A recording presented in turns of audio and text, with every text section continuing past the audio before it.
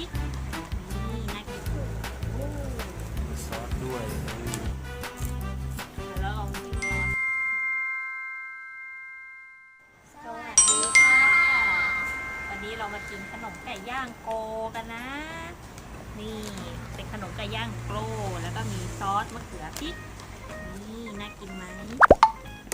ห่อใหญ่มากเลยนี่ด้านหลังนี่เดี๋ยวเราลองมาแกะดูข้างในกัน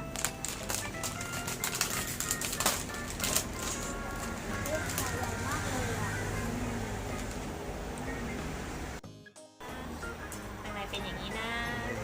โอ้ มีซอสด้วย เป็นซอสมะเขือพริก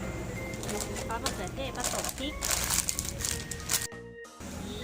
เยอะมากเดี๋ยวเรามาแกะซอสดูกัน ซอส ได้สองอันเลย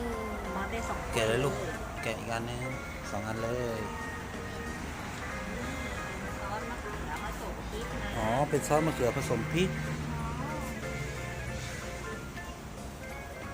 ซอสมะเขือผสมพริกเหมือนซอสมะเขือพริก ใช่ซอสมะเขือกับซอสพริกผสมกัน เก็บ สอง นี่ ถ้วย ซอสมะเขือพริก2 ถ้วย กินแบบมะเขือเทศธรรมดา ลองชิมดูลูก ไก่ อืม นี่ไก่ย่าง เหมือนมัน เปล่า ฝรั่งทอดอ่ะ อื กิ ม นแล้วเหมือนมันฝรั่งทอด หอยเฟรนช์ฟราย เหรอ ใช่ รสชาติอันนี้เป็นเฟรนช์ฟรายเลย ค่ะมี มันฝรั่ง เฟรนช์ฟรายแต่เป็นรูปไก่ย่าง ใช่แต่เป็นลูกไก่ย่าง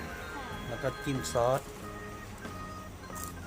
แล้วเราลองจิ้มซอสมะเขือพริก มันเหมือนแบบ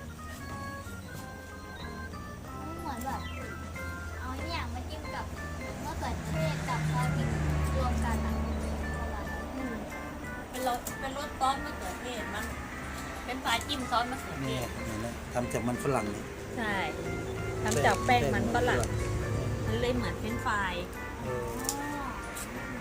แล้วซอสนี่ก็พอจิ้มไปได้รสจากมะเขือเทศไม่ได้รสซอสพริก เผ็ดปะ ไม่เผ็ด มา ใช่เหรอ น้อยเผ็ด ออกเปรี้ยวๆหวานๆของซอสมะเขือมากกว่าซอสพริก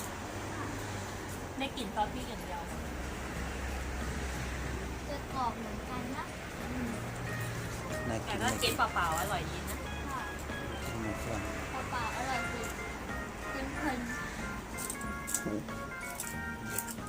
เป็นรูปไก่เลย อืม ๆงับ อร่อย